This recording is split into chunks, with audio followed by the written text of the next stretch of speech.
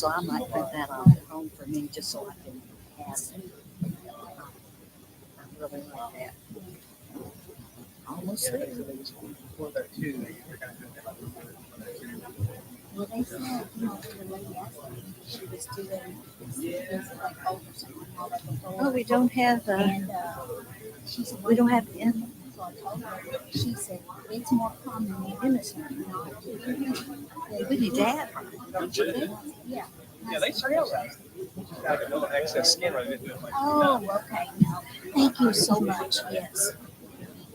No, thank you. So yours wasn't? I'll take one. Thank you. So yours wasn't your grandson was circumcised at all initially? No, at all. Oh, no. And that's with us already. If I'm down the road, you know. We need them all. Okay, I didn't even notice. Got 2 Yes.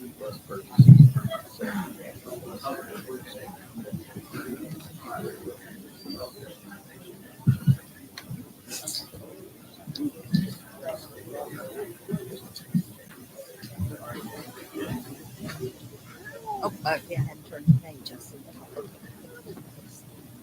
I believe we're here. Is everybody ready? Yep, let's do it.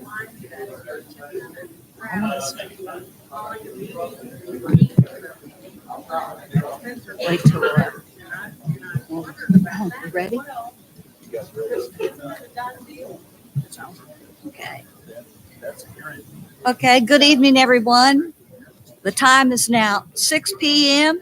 It's time that I call to order the meeting of the May 28th, 2024 regular monthly meeting. Statement of board mission and vision statement. Over to him. The statement of will make a difference in all lives of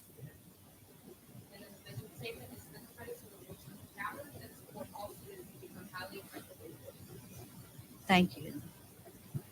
Let's move on down to welcome to the visitors. Thank you for coming today. We're always happy to have visitors at the board meeting.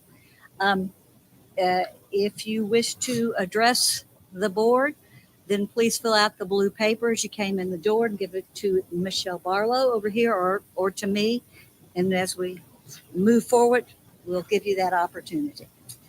It's now time to review and adopt the agenda. And everyone's had a chance to review it. And I do believe we have some revisions on that. Dr. Foster? We do. Item 7B is in BOE will be to consider approval and award bids for the Spencer County Early Learning Center partial renovation with authorization to draft contracts and gather the appropriate signatures. Item 7C is in CAT will be consider approval of the post-bid revised BG1 for the Spencer County Early Learning Center partial renovation with authorization to gather the appropriate signatures. Item 7Q will be bus purchases. Item 7R will be permanent substitute bus driver positions. And then also I would like to remove item 7K as in Kentucky, which is the Director of Transition Workforce and Innovation position that will be brought back to you in June. Okay, any others? Is there a motion to adopt the May 28th, 2024 amended agenda as amended? I'll do it. Aaron, do we have a second? I'll second. Lynn, all in favor? Unanimous? Let's move on to citizens and delegations. Do we have anyone that has signed up to speak? No. Okay. We'll move on to academic success and student achievement, the academic spotlight. Tonight we are fortunate to have Mr. Bob Hafendorfer and team from Hillview Academy. They're going to give us an update and overview of Hillview. And so with that, Mr. Hafendorfer, the floor is yours, sir. If you guys, whoever's talking, would make sure you're talking into the mic, please. Thank you all for, can y'all hear me okay? Yes, sir. For having us tonight. Again, for years I've said I'm one of the most blessed men in the world. I appreciate all that the board has done for me and the children of Spencer County. And I've got my team with me. It's not just some old guy running. It's all of these folks here. for 24 years, Hillview has worked with some kids that have been facing some real challenges. And I'm proud to say that, again, we finished up this year in that building. Hillview Academy has never had a fight or single act of violence in that building. And that is, I'm very proud of my staff. What I'd like them to do is for them to come up here and introduce themselves and tell their part in what area that they work and give you all the numbers, the stats to show you guys their hard work. Slide, please.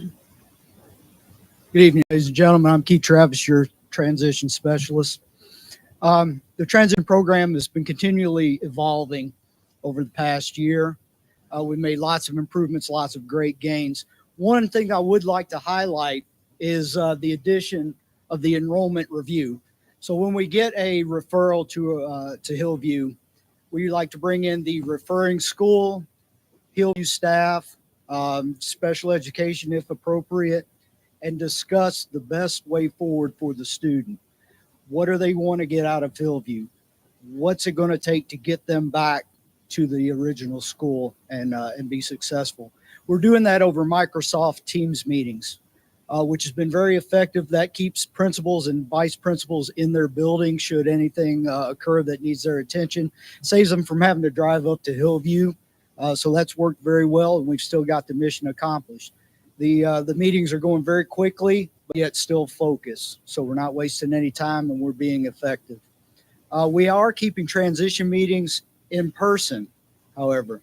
That involves the parent or guardian as well. So we rally up at Hillview. We discuss face-to-face the best way to reintegrate the student back into their traditional school. Are there any questions?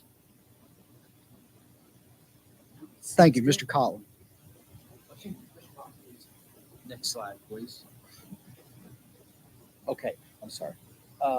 Okay, next, and this has been just such an awesome room, the off-campus detention room. Instead of kids being sent home, they actually are still in school and they're doing their work, which is assigned to them. This year, we had a total of 95 students being sent to Hillview Academy instead of being suspended or sent home. So instead of giving a kid a holiday and sending them home, they're still in school, they're still with us. We can see that one student came up there this year who elected to stay. This room, and you'll see at the bottom, allows me to meet with every student. So just because a kid is having challenges and making some wrong decisions, it allows me to touch base with that child. What's going on? Why the decisions? Why are you doing this? And this year, I think last year we had a few more, but this year we had one that said, I'm just having some emotional issues, and elected to stay to the social emotional support room. Of those 95 students, 9% returned that needed a second time back to our OCD room, which is fine. It allows me to work with them again, tighten things up with them. And we thought that was great. Now, 8 of those students, though, they needed more. 8 of those students needed to come back. They were referred to Hillview for the 40-day program. So that's 8%. Again, it allows us, as out of those 95 kids, it allows us to do a screener. What's going on? How do we put things in place now before things escalate? What's going on? It's not just making some bad decisions, but why those bad decisions are being made. And I think sometimes that is easily overlooked. So this allows them to come into this environment, a timeout. We're still doing our schoolwork, but we can still find out what's going on in that kid's life. Okay, Mr. My name is Colin Inman. I run the emotional support room. Relatively new venture for Hillview. We usually handle the behavioral side, behavioral issues for students. But my room allows us to focus on those who have maybe more emotional issues that they're dealing with. I took over the room in January 2024. I had 26 total students. I kind of grouped them into four main groups here. Every student has different pathways, really. But I had 9 students come from a residential facility, and then spent a couple of days in my room and transitioned back to the middle school or the high school. And then I had 8 that came from residential, or we had a couple that requested to come to my room. And then they stayed at the end of the year, and they will be going back to their traditional school here coming up in August. And then I had 5 that either came from residential or by request chose to stay to the end of the year, and they are coming back to me at the beginning of next year because either they like it or they need it. And a lot of those students have had flipped, complete flip in their grades and behavior, and that's very rewarding to see. We have 4 students who came to Hillview for the traditional behavioral route, but through working in the regular high school and middle school rooms, we kind of transition them back and forth in between the emotional support room and the regular behavioral rooms. And all 4 of those are also going to be coming up, staying at Hillview this year. Next slide.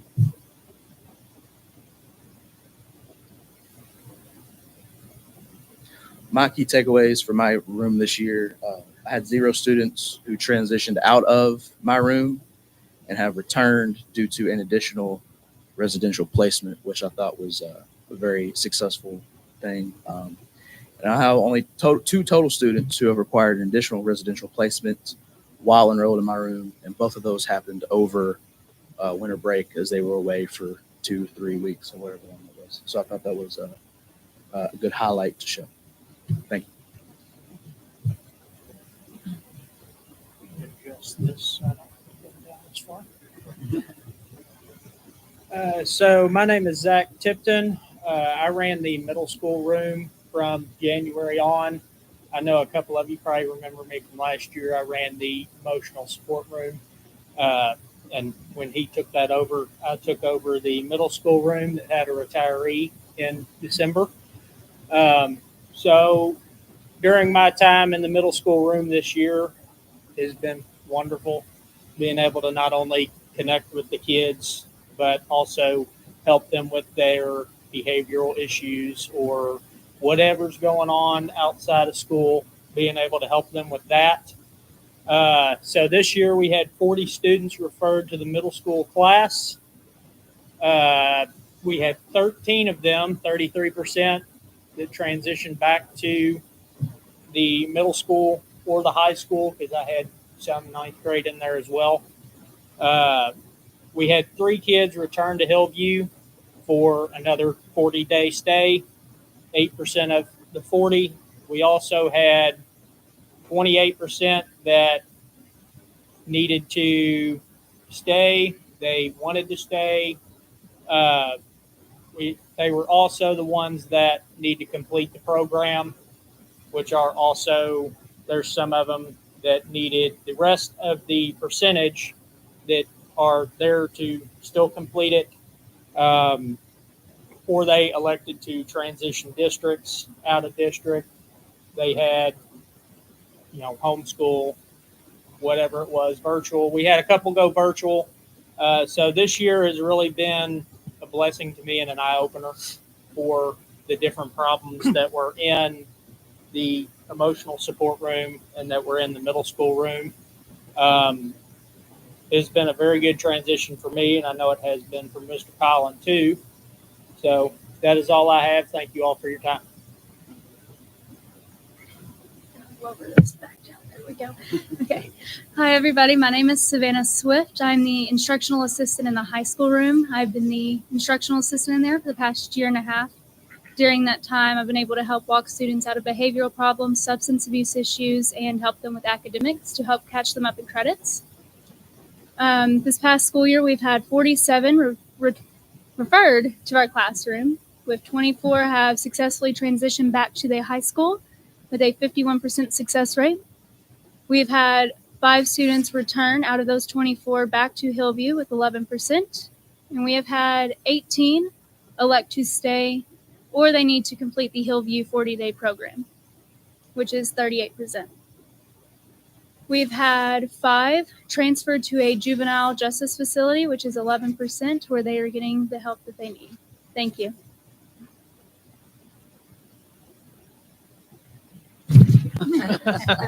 Come on. Oh, look at that. That's nice. So I'm Jason Cox. Most of you all know me. I'm thankful to be here. I love Hillview Academy. I can get long-winded with that, but with all the time being sucked up, I'm going to just speak quickly. Miss Savannah has been in the room with me all year. She's going to be a great teacher to present that. I'm happy that she did. She's been a blessing to me this year. I want to speak to, I went and messed something up, didn't I? I wanted to speak just about the senior defenses and the profile of a learner. As a district, with us moving to, as Spencer County Schools moving to a district-wide common language using the profile of a learner competencies, we've really been able to think through what that looks like for our non-traditional students. Hillview is a non-traditional setting, and these 2 gentlemen, usually we have more students, but these 2 gentlemen packed a big punch for us this year. If you were at graduation, you had an opportunity to see these 2 young men in action. But we needed to think through what that looks like from a non-traditional perspective. And as 5th-year seniors, both of these gentlemen proved that as a district, we always need to have a focus on the 99, but we also can't forget about the 1. And that's what's beautiful about Hillview and our school district for having it. Both of these gentlemen, we asked them to think about the being an empowered learner, but we also asked them to pick 2 where they felt they had grown the most. And with this being our first year implementing this, it was really refreshing and easy to see that the district has made a good decision going in this direction. And I just wanted to express that. Both of these gentlemen are leaving school ready to work. AJ has a job with Marathon Oil Company, and Tyler, who pointed out that one of his competencies was being an engaged citizen. He's been a volunteer fireman throughout his high school career, and he's turned that into his career. He actually, right after graduation, was interviewing with J-Town Fire Department for a full-time job. Both of these gentlemen grew. AJ, when he first came in, and that's really looking at how they're different students, he wouldn't even raise his hand and ask for help. And he expressed, it was interesting when they did their defenses, how he expressed when he first came, he would intentionally not ask for help because he just was going to win, not giving me the satisfaction of letting me know that he needed help. But he really grew in that area. Both of them grew as problem solvers, being able to identify where their struggles were and really come up with a plan to make change. I'm just so proud of those 2 gentlemen. I am going to be quiet, but I love Hillview. I love Spencer County Schools.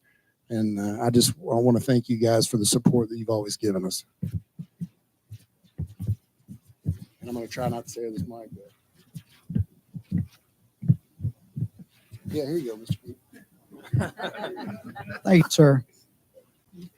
What's next on the evolution for Hillview? Right now, we're talking with leadership here about a building refit. So we're in the process of measuring up and perhaps ordering some furniture in the very near future. You can say Hillview's a slight bit dated. We're almost like the Marine Corps. We get all the hand-me-down stuff and we work miracles with it, but we're going to try to modernize a little bit. Hopefully, maybe one day get some new bathrooms, renovate bathrooms, water fountains, electrical cameras, maybe a whole refit. We'll milk you for everything we can. And perhaps even to accommodate more OCDs in the district, maybe expand our OCD room down the line. We'll take what we can get in order to move that along. Mr. Bob? In the future, we also look, and I've been talking with Dr. Foster on this, on a co-op or school to work program. And we're still talking about this. We're still putting this together because a lot of the students that I work with, they want to get out in the world of work. They want to be involved. At Hillview, we don't have homework.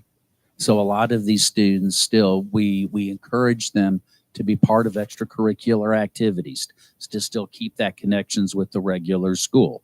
But we also encourage them to get a job, to get work. And somehow, if we're, like I said, we're still working on it, on how to build those skills that they need to be successful for when they transition out. And that's what and maybe for next year and for the board, I would like to look at how many of our students successfully transition into school, into future education, or into successfully transition into the world of work and maintain that job. To me, that's going to really show the success of my program. How many kids do well, get out there, and keep those jobs. Something else I would like to bring up that is very dear to me is looking at the success, and we talked about this, of the emotional support room. Well, so when we look at this, when we get these kids, I'm able to look at the history. How many times have these kids gone from Spencer County schools or gone from home into a residential placement? Back and forth. And a lot of these students harmed themselves, of which can be at any time, whether it's intentional for suicide or just to get attention. We don't know, but kids can make mistakes. What I think is phenomenal about this room is that this year we only had two of these students that required a second residential placement. That's it. These are students, most of the students in there, and when I look at the history, have had repeat hospitalization, repeat residential placements for long periods of time. And those two students, the reason, and they were very substantial reasons, family issues of which those kids could not help. There were issues that just very, very hard. And it was during the winter, during that winter break, Christmas break, when they were not with us. And I think that shows just a tremendous amount of attention that Mr. Collin and Mr. Zach has offered these students. So I'm very, very proud, and thank you for that opportunity to make such a difference in the lives of these kids. Thank you all. Do you all have a question for us? No, that was thorough. Thank you very much, Father. I will say this. I commend you guys. I think that Hillview is probably the most underrated part of Spencer County schools. You don't always get the credit you deserve, but sitting through 2 graduations and visiting with you guys, I mean, you're performing miracles up there. I mean, you're taking kids who are down and out, and you're giving them hope. You're giving them vision. And I just want you to know I'm a big fan. You guys keep it up. Thank you. Keep it up. I appreciate it.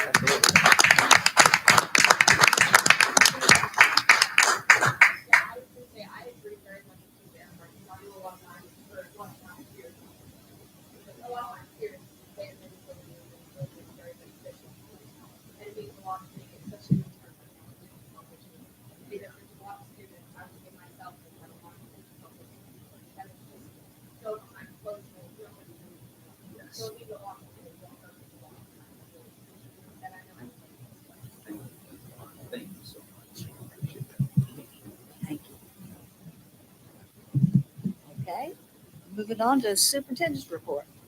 Well, it's a little longer than it's been for the first 10 months of my year with you guys. So I will go through these topics. I will not read word for word, but a lot of information on this superintendent report for May. First and foremost are some dates. A reminder that June, when we created our board meeting schedule, is shifted earlier. So the June work session is next Monday, and that will be specifically for my capstone presentation that I'm required to present in my evaluation. We'll have 2 guests with us, Dr. Fred Carter, who's with KASA, and Ms. Sheila Mitchell, Superintendent in Anderson County. So they'll both be in attendance that night. I will work with Board Chair Clevenger, and we'll work on the agenda for that evening that'll go out to the public. Our regular meeting, we agreed to kind of stay away from the July 4th holiday a little bit further. So it falls on the third Monday, which is June 17th. And then looking ahead to July, there is no work session in July, and our regular meeting is July 22nd. So those dates are, some of them are way out there, but they will sneak up on us before we know it. Typically, I share with you guys principal and program director meeting information. We did not meet in the month of May. We left folks alone because it was crazy busy. But we do have a couple things over the summer of note. We are doing 2 mini principal meetings, which is June 17th and July 11th. That really gives us a chance to sit down with principals and talk through some things that get punted through the course of the year.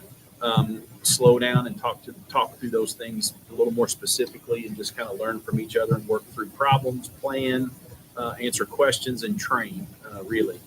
So we'll do those things. Both of those will be in the early morning.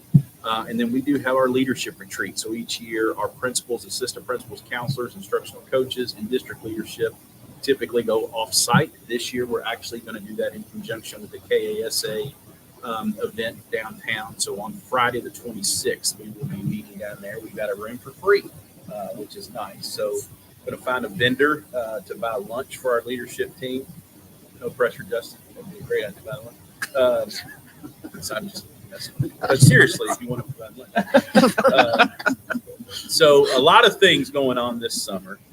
Next closing day celebration, I just want to thank our staff for making it through what seemed to me is a great year. I hope they would all agree. Obviously, it's probably the first true normal year from start to finish since COVID. We were able to host up at Taylorsville Elementary. It was a great venue. The food was amazing. I want to thank our maintenance team, our food service team for putting that together. It was just a great way to end the year. Next, going to kind of wrap up the Row the Boat award. Kind of an idea on a whim to some degree.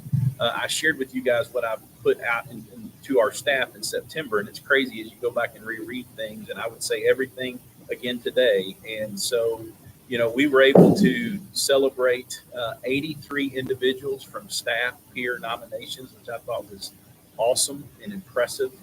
21 of those were honored here and publicly in a board meeting.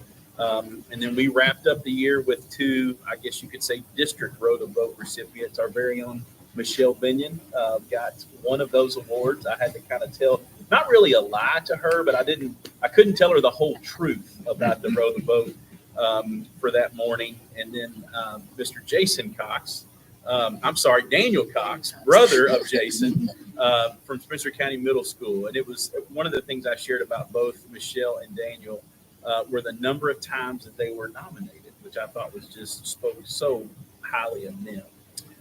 Next, we had 14 retirees this year. So I've shared with you guys the list. We celebrated them at closing day. And we really had kind of groups of 3 different groups. We had a group that retired at some point this year. We had a group that's retiring more traditionally at the end of June, July 1, the traditional timeline. And then we have a few that are going right after school starts. And so we were able to celebrate each of those individuals. So you can see the names, what the job that they did for us, and their site where they work. One of our traditions, our principal stood up and did a great job kind of telling the story of each employee. And also we gave each retiree a rocker to celebrate their retirement. I've shared that I don't want one of those when I retire. I want something different, like an Adirondack chair or something. But it's a few years away. We'll cross that bridge when we get there. Item 6 is not as light as the previous. If you did not know, there has been an issue come to light late April, early May, where we had citizens notified, not by us, not by county government, but through Board of Elections, that their homes actually were in question in regards to whether they were in Spencer County or Shelby County. Most affected thought they were in Spencer and were informed that they were in Shelby. The reason and the procuring cause for that was actually for voting purposes, that you have to vote where you reside. And obviously that has opened up quite a can of worms, to be candid with you. A lot of emotion, a lot of frustration, and multiple government entities are involved. So we've worked with Representative James Allen Tipton, County Judge Executive Scott Travis, on essentially where do we go from there. Initially, we kind of get to be the good guy. We already have a structure for what's called hardship applications, where we allow non-resident students and families to apply and come to Spencer County Schools. That ship had already sailed. Hardship applications were already out for 24-25. So really, it's easy for us to work with the families for next school year. Some things that I think we need to begin to talk about. One is beginning to really tangibly be able to identify how many of our hardships that are approved are non-residents and how many are approved internal, which would pretty much just be our elementary students who choose one elementary over the other for a variety of reasons, where you guys as a board understand that. So obviously on the surface, the first thing that it does affect is our overall property valuation. It will decrease it because of the number of homes that will be affected. To Shelby, there are a handful. To Nelson and Bullitt, not many, like probably single digit. Tax revenue for multiple Spencer County government taxing entities, including us as Spencer County Schools and our board. School enrollments. So obviously that's not something we can just turn a blind eye to. If we know families live outside of Spencer County, there's ways we can help and there's ways we can offer assistance, but we cannot ignore it. Obviously fire, police, EMS services, and water and sewer services. So there's a lot in there. So it's not just a where does my child go to school issue. It's not a Spencer County Schools issue. It's a very broad issue. I hate the timing and I hate the context. I don't think it should have happened that way, but I didn't get to control that. So some things for you guys to be aware. What will we do for next year? So kind of breaking this into two parts. First is looking at next year and then really looking future. So really 25, 26 and beyond. For next year, obviously these students were factored into our staffing and budget projections for next year. They were on our rosters. They were in our schools. They're no surprise to us. I've told every family that I've talked to, we have no plans to rip the rug out from under you. I still feel that way today. We now have an official list. We're a little confused about the list, and we've started to dive in to cross-reference that list and the number of students that are actually affected and the number of families that are actually affected, and should probably have that done in a day or so.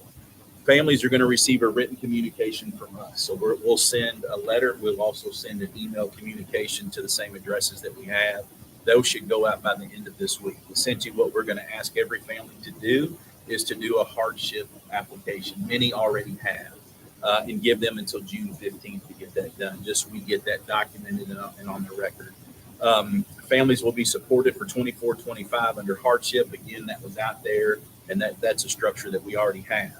For this board, future, so looking at really 25 and 26 and beyond, one of the things that we can know right now, hardship requests, non-residents, we've allowed them. So that's not new. So that's an easy thing for us. We're not doing anything wrong. We're following a practice and a policy that we already have. Allowing more non-residents to attend our schools does have a financial impact. And really something this is the part that we're going to have to talk through. We currently accept non-residents under the condition that they have good attendance, behavior, and grades. For this year, that has not changed. That is something our principals review on a regular basis. It is important to note that for us, as this tax entity or taxing entity, when we take a non-resident student, we only collect what's called base seek. So that's the amount that we get. So for next year, $4,300 and some change. What we don't get is local tax money. So we do not collect property tax. We do not collect utility tax or motor vehicle tax. So if the student, say, lives in Shelby, that money goes to Shelby County, but the student comes to us. Now, I also understand that that's a two-way street. We probably have some students that live in Spencer and opt to go to a different county. How many, that's something we're kind of working through now where you have that data in front of you.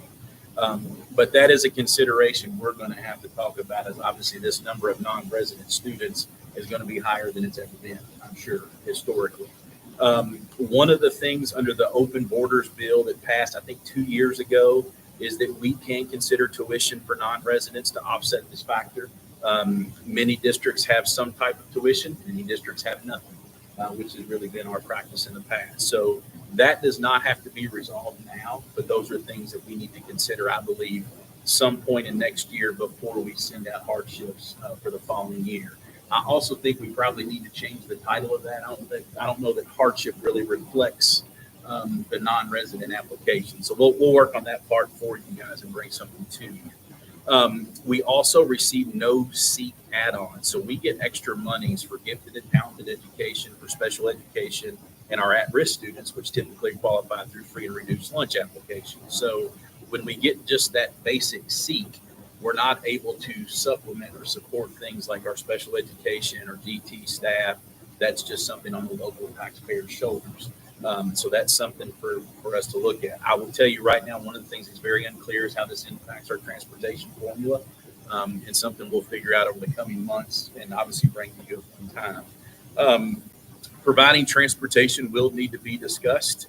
One of the things that's going to be very unique, we have some neighborhoods for no rhyme or reason that are going to be divided, that we're already running routes. So literally where you could see a bend of a road that's now in Shelby County and the rest of the neighborhood is in Spencer County. So that is something I will work with Director Chesser on. Again, something I don't think we'll need to rip the rug out from under families. I think we can still work with those families to transport the students for next year, but we'll definitely need to look at that moving forward. One of the things that I think we can look at are some options in regards to this group, and then separate that from non-residents in general. So really what I wanted to communicate to the board tonight, it is something we're very aware of. Unfortunately, we had no control on how the shoe fell or when it fell. One of the things that's frustrating, Mr. Rucker attended the meeting in Shelbyville Friday afternoon. I would use, Shelby County Police and Spencer County Police, just those departments really don't exist, but sheriff's offices, for lack of a better way to describe it, they can actually trade money. So Shelby County can collect taxes and reimburse Spencer County for police service. EMS can do the same. Fire can do the same. School districts cannot do that. So our hands are a little tied when it comes to that. So us taking non-residents, really we're going to have to work through the factors of the funding we're not getting, what we're willing to live without, and does it need to be compensated at all moving forward. But just to be crystal clear, for next year, we already have hardships out there. We will send a letter, make sure that these families can apply, will be approved under a hardship, and you'll know exactly who is being approved for this reason. And then we'll talk through during the course of next school year a plan for 25-26. I've got a couple of questions. Jump in there. About how many students are we talking? So that is clear as mud. Right now on the list, it's about 270 homes. So what we're having to cross-reference is A, does that include every home? And B, how many of those homes have school-aged children? So the list we have only lists registered voters. So that may be excluding some homes that may not have a registered voter, and it certainly doesn't tell us which homes have a school-aged child. Yeah. And then second question would be, Aaron, have you spoken with any of these folks, or they've reached out to you? Nope. Maybe this would be your district, It right? is. Yes, it is. So It already shrunk, not shrinking more. Yeah. I haven't heard anything from anybody though. okay, I talked to Mr. Tipton at the Yeah. LD graduation, and if I understood him correctly, they are trying to somehow get it to where a neighborhood would be included in one county and not split in half. right. I'm not sure when or how that'll take place though. So I don't Right. believe, and Mr. Rucker could share, the most recent stuff from Friday's meeting. I don't believe moving the line is something that's going to be pursued. I think it would be more of memorandums of either understanding or agreement, Oh, okay. where counties agree to provide services and then trade money depending upon what services are provided. Is that okay? And that would not affect us at all because we're a school district. That's correct. So it won't help us a bit. It does not help us in the least. And then I saw where Mr. Tipton and Mr. Travis were meeting with these folks at Spencer Christian, maybe tomorrow or soon. Were you invited to participate in that discussion? We were invited. Yes, that's Okay, correct. so will you be going to that, or? We will have somebody there. We found that time before we're trying to get our calendar. I see, okay. I believe it's Saturday. But Is that there correct? will be a representative from our system present. Yes, ma'am. And Okay. I don't believe that's the best venue or place to solve that. Right. So again, we will be But there'll sending. probably be a lot of questions. Sure. That someone could Sure, help. absolutely. We've probably had a dozen families call us directly. And most knew something about hardships, most knew something, just Right. needed to know specifically how and where to do it. That's probably the most frequently asked. And I do agree. I think hardship is probably not the correct terminology, or appropriate terminology. But we'll work on that. But that, again, that ship had already really sailed for next year. Hardships in general went out, I believe they were due May 10th, I believe. So they went out late April. And then principals have been working to review their list and we'll send notifications. So it's possible that this group affected missed that. And so we'll have a completely separate window just for them. That's a lot of homes. That's more than what I thought. Yeah. Wow. And I will tell you, we're verifying that. Yes. So it's a pretty raw list of registered voters that. Right. Okay, thank you. Any other questions? All right. Item 7 is an update that we have received a request from Spencer County Fiscal Court. Kind of an exciting project. They are planning to build an animal shelter behind the Dollar General Store property that sits next door to Spencer County High School. I find it very weird, but we have a manhole on the Spencer County High School property with sewer connection. And in 2018, Dollar Store had to basically purchase an easement for us to hook up to a utility. That's the part that I found weird. And so right now, Spencer County Fiscal Court is in the same situation. So they're wanting to hook up to attach their animal shelter to that same thing. So if Miss Barlow or Miss Binion, I'm sorry, will scroll up. The colors aren't great, but you'll be able to see them just a little bit. No, the other way. There you go. So what's in yellowish orange is the proposed site of the animal hospital. What is in blue is the manhole cover. Mm-hmm. And so from the property line to the manhole cover is about 23 linear feet. So we will have to work to basically figure out either sell an easement to that manhole cover or figure out a way to legally do that as a school board. So just to share with the board what's happened thus far, I've obviously talked to Board Chair Clevenger, I've talked to Mr. Travis, and a lady named Teresa Hester with KDE Facilities Branch. What she's asked from us thus far is our aerial shots to make it very clear what we're dealing with. And she basically said that's all we need right now. So we're waiting on more information from her to learn the specific steps. Specifically, we are asking about whether it will require a survey and or appraisal, which my prediction is probably so. I've also been in communication with Mr. Chenoweth. One of the things he described to me is that we are a school district. In the eyes of the Constitution, getting rid of school property is essentially taking away money or property or something from children. So it's not an apple to two individuals, a government and an individual, and vice versa. So we're working on getting those things answered. Mr. Tishner, who handled this issue back in 2018 when you guys sold property to the Dollar Store during that construction project, has agreed to once again help us and do the transaction, if you will, once we get clarity from KDE. So that's where it sits today. It's something we will work through. I wish we could do it quicker, but we will work as quick as we're allowed with KDE. And obviously you guys at some point will have to take action to approve all of this stuff once we figure out specifically what is needed to do. Item 8, staff professional development. Can I run back to Absolutely. 7 really Yeah. quick? So when we do sell an easement, it is tantamount. It's equal to actually selling the piece of property, the way they look at it. Which is not really an easement. I know. Yeah, It easement is doesn't- typically an access. An that is access, granted. exactly. Yes. But this is how KDE sounds like they're looking at it. Yes, one of the things that Mr. Chenoweth highlighted to me was the options maybe to do some things where we don't have to sell it because it's a county government. So for instance, an animal shelter, and we have a very strong agricultural program. So if we could offer opportunities where our students could have access to that shelter for learning purposes, we might really grant the easement if it's not for sale. So it is unique, but yes, ma'am, that's the way I understand it. That's good. Thank you. Rather strange. All right. 8, we've had a bunch of staff development going on for next year. I won't read that to you guys, but new curriculum, some house training PLC work last week. Our staff worked very hard after a long school year, so very proud of them and our school leadership teams for trudging through that last week. Summer programming will begin next Monday on June the 3rd and will conclude on June 14th for middle and high school students and June 28th for elementary students. We have consolidated down to 2 locations. Elementary students will all go to Taylorsville Elementary.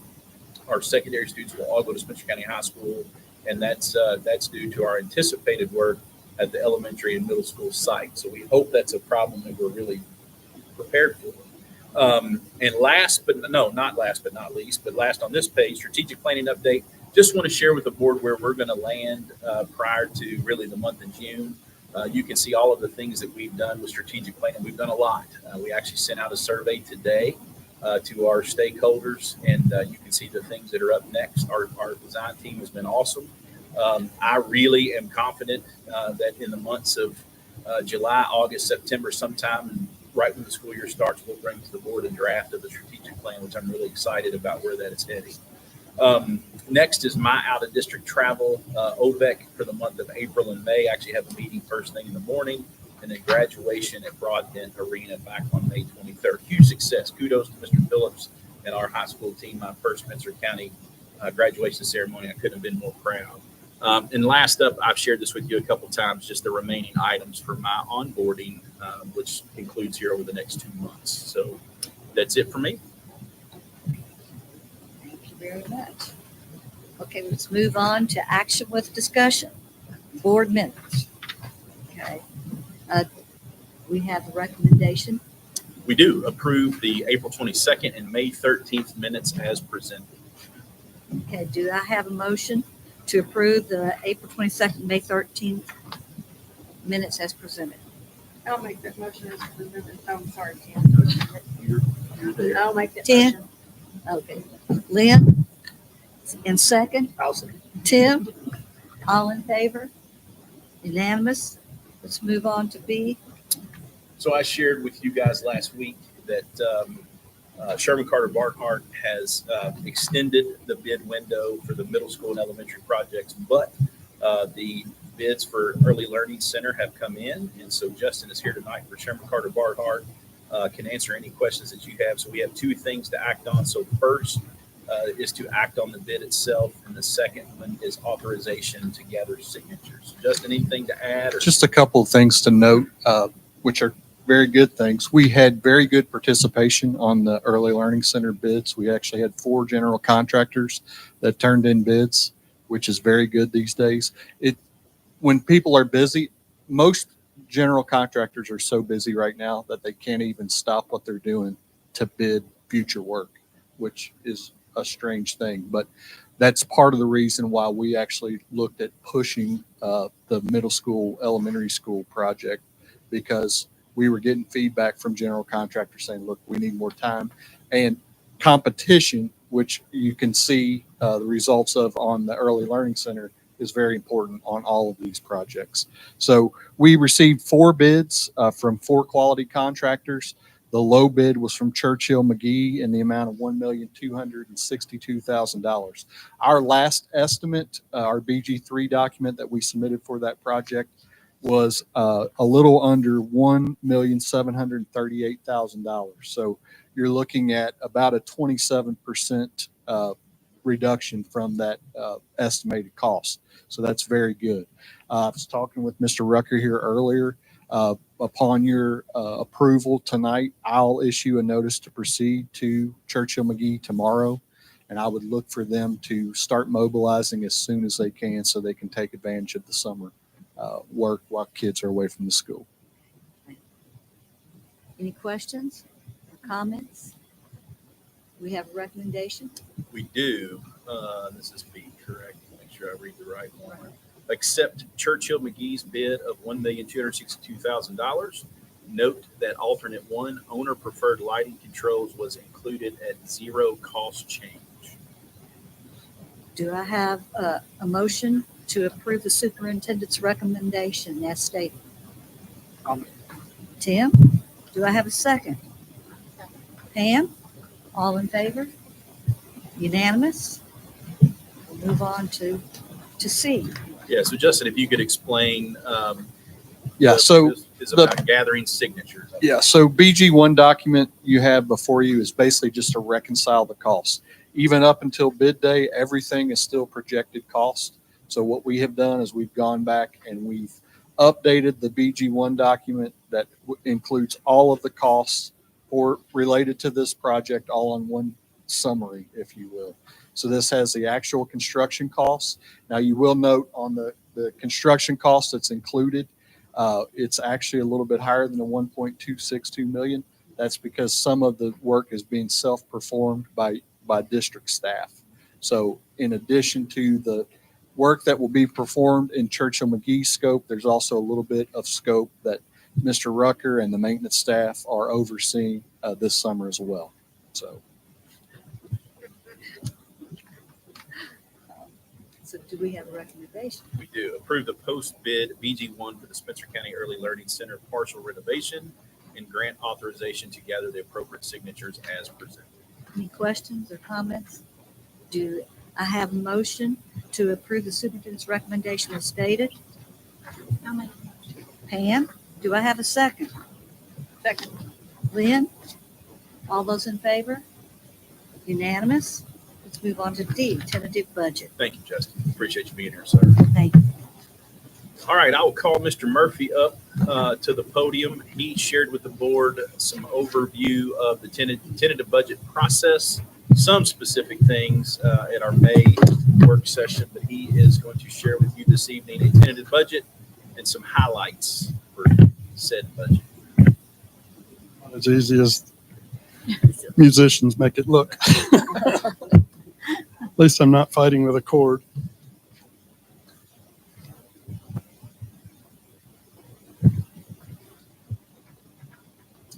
All right. I'm not going to spend as much time as we did 2 weeks ago. We obviously covered a lot of territory 2 weeks ago, and I do not want to do that again. I will, however, focus on the document, the tentative budget highlights, and I'll just pick up a few of the highlights of the highlights. The salary increases and revisions that obviously are in the budget document. And we will discuss more personnel changes. Employees have announced their retirement or resignation. Those have been replaced with a reasonable cost estimate, which obviously, if it's a retirement, is going to be at a cheaper cost than what is in there, what has been in there up until this point.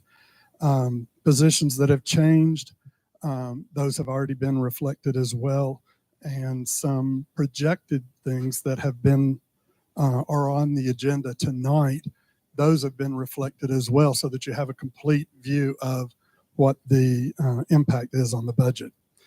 The one benefit change I will highlight, we talked about this 2 weeks ago, the CERS rate for our classified employees surprisingly went down again.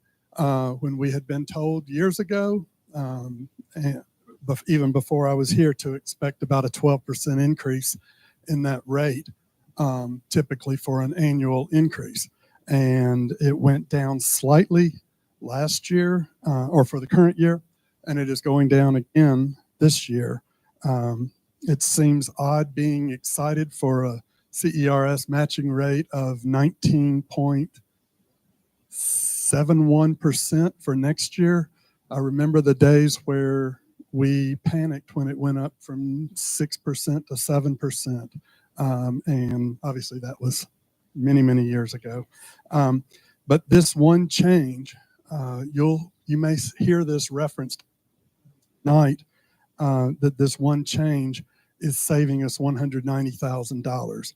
So when we get to the agenda item on salary schedules, just keep that in mind, that benefit to the district, and will set that the salary schedule.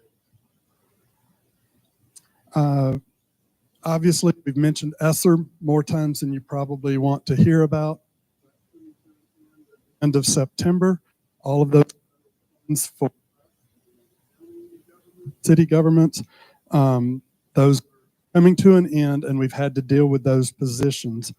And all employed positions are or soon will be placed in other positions in the district.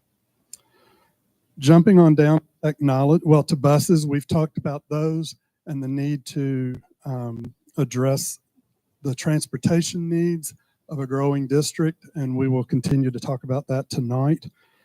The technology plan is calling for next year and ongoing a $250,000 budget line item to handle the needs of the school district.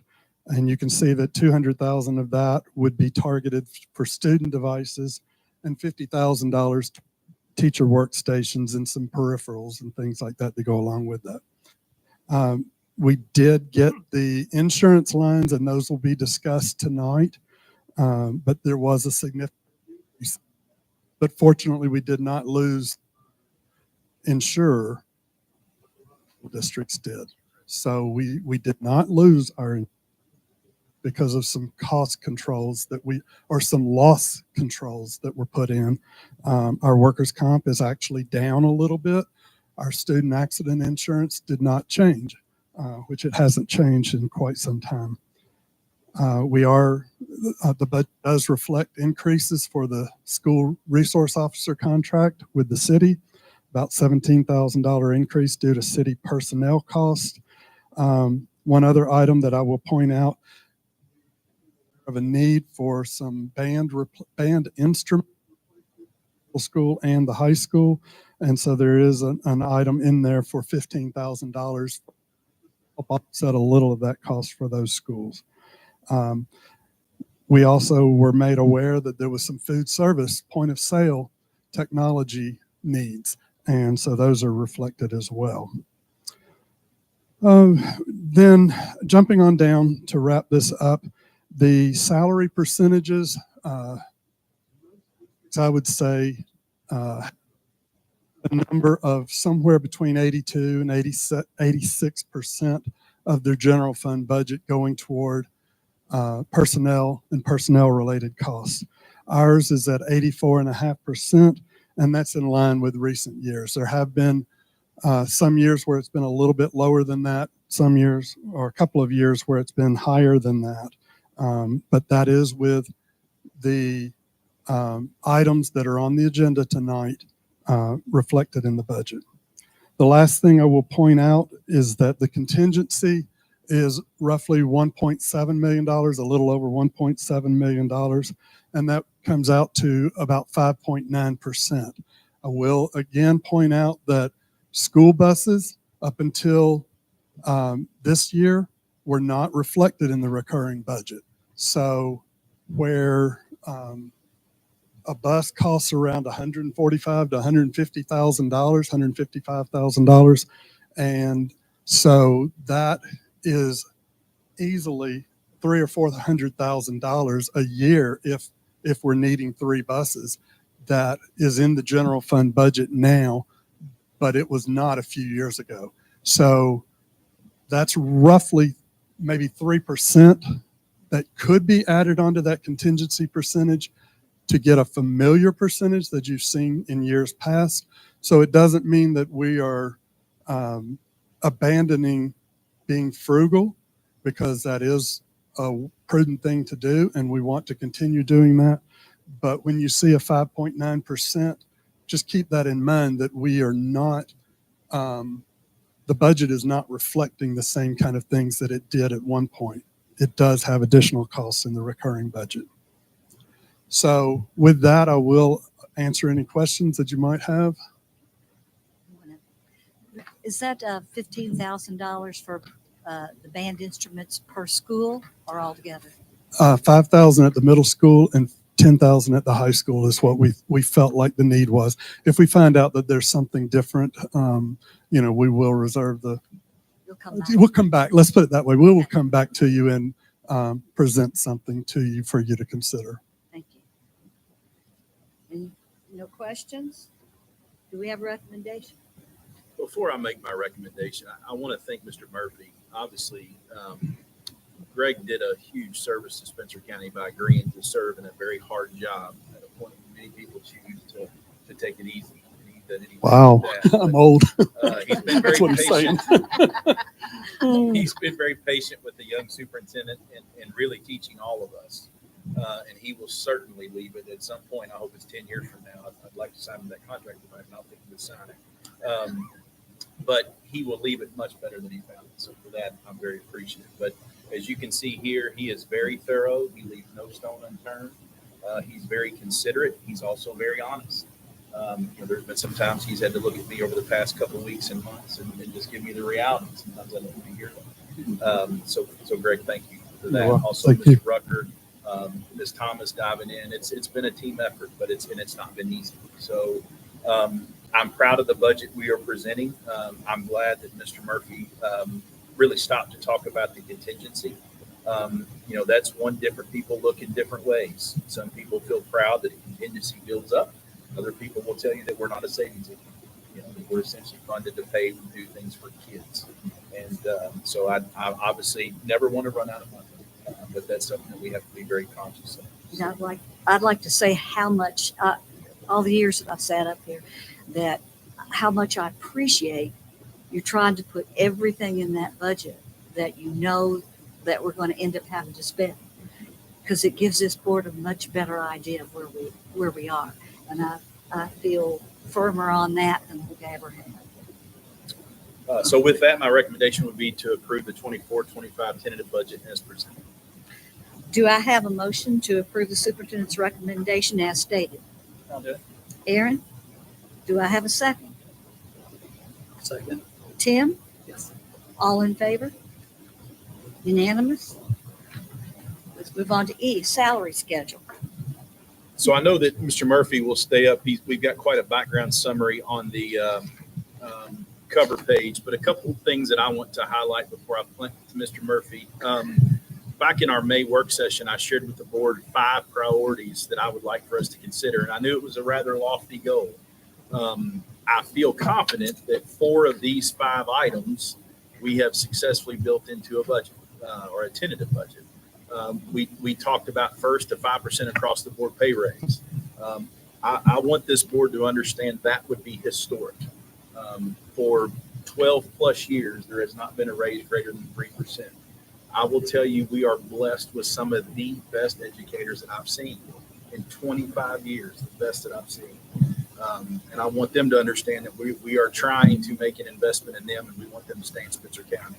The second one was to talk about paid parental leave and daycare support for Spencer County staff members. That is one we need more time, and you need more information. So that one, unfortunately, is not included in the tentative budget. The third one is formalized staffing formulas. I will tell you, this one has been painful. It has been hard. It has been tedious. It has been one. It has a lot of numbers, and I don't dig those. But I think it is one of those things, if we will leave it better than we found it. Future boards, principals, superintendents will have staffing formulas that are transparent, that are very clear, and they'll know where staffing is going and how much it costs. We didn't have them. So I'm very proud of that. So that doesn't really seem like a staffing and benefit thing, but it very much is. Those staffing formulas held teaching staff harmless. We were able to absorb ESSER funded positions. We addressed class sizes from 4th all the way to 12th grade. We were able to add custodial support, and we protected related arts, which I think all of those are very, very valuable. The 4th priority dealt with custodial issues. You guys as a board asked me late fall-ish to dig into our custodial staffing issues, and it was tough. I know our high school felt that all of our schools have to some degree. There were really 4 things that Mr. Rucker laid out to you guys that he felt would fix and address the custodial issues. A custodial trainer position, which we're talking about tonight. Elevating one custodian in each building to be the lead, to kind of make that school their baby. Fix really closet, carts, equipment, and supplies. And then really the last one are some additional positions based on the KDE formula. We did not add additional positions. So we have focused on a trainer, lead custodians, supplies, closets, and carts. And I think those things will and have gone a long way. The 5th priority is expanded retirement planning. It was interesting. We introduced a new third-party administrator on closing day And it was heartening to see how many employees sought out Cindy Gotze from American Fidelity, who's been here for years and years and years, but also our new group from Thoroughbred. So salary and benefits is all encompassing. And so it's also very difficult. Obviously, where we sit geographically, keeping up with Jefferson County Schools is tough. I don't want to say out loud that we can never keep up with them because I'm stubborn and competitive. We do have to be honest about who we are competing with. We have lost employees this year in the last few work days to JCPS who have said in their letter of resignation, I can't deny the money. But we also have to look at the Oldhams, the Nelsons, the Bullets, the Shelbys, and really look and make sure that we're competitive with them. This proposed salary schedule makes sure that every teacher that starts here, with even if they have just a bachelor's degree, will make $45,000. There are districts that would do cartwheels to be able to get to that point. So that is huge. It also fixes our classified pay scale. Much of our custodian issue is we felt like we just weren't competitive with the market. So no classified employee would start for less than $15 an hour, long overdue. So I've rambled a little bit. I'm going to turn it over to Mr. Murphy. But really, we were able to address many of our priorities and do so in a very sound way. So with that, Mr. Murphy, I'll turn it over to you to kind of walk through the other information. All right.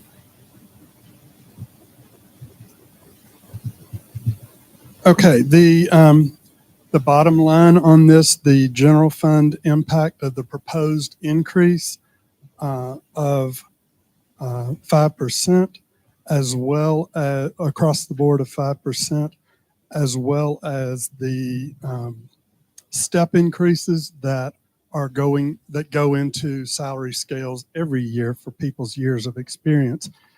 The total of that is a net of $834,000. And when I say a net, we are talking about that savings that I mentioned in the last agenda item. So the CERS rate reduction comes with it a savings of $190,000. And so when you reduce the total cost by that $190,000, then you're looking at around $834,000.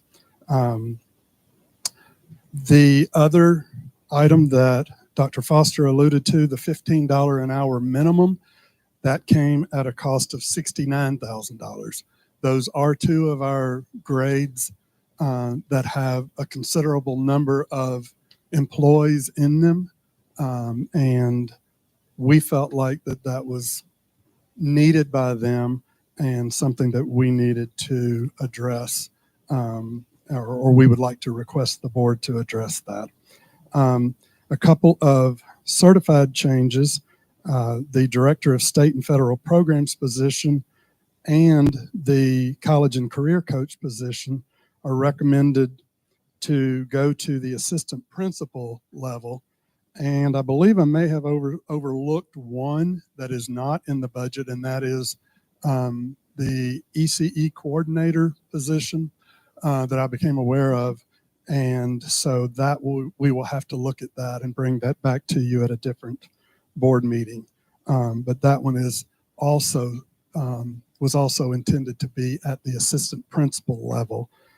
So we will try to get that addressed before this year ends. We have two vocational agriculture teachers and that are 240-day employees, year-round employees. We have a third who was an itinerant, in an itinerant position between the high school and the middle school. She is going to be exclusively at the high school. And so that position, we need to make that similar adjustment to be in compliance with how we read the statute for an agriculture teacher to be at 240 days. So those positions and the costs are shown on the cover sheet. The classified changes, I've already talked about the $15 an hour. On the second page of the cover sheet are grade changes that help us to get closer to the organization chart that was presented to the board by Dr. Foster, or excuse me, Mr. Rucker.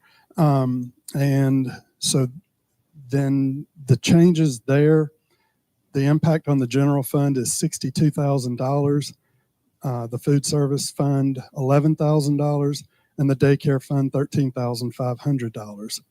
So that is it for those. You see the scales that are presented to you, and they're in slightly different format, but pretty similar to what you've seen in the past couple of years, 2 to 3 years. Any questions on those? Any questions, comments you want to brief them to look at it? Tim? I have a couple of questions. On the salary scale, and I promise I was typing in something I was trying to search it real fast, but I'm just going to ask the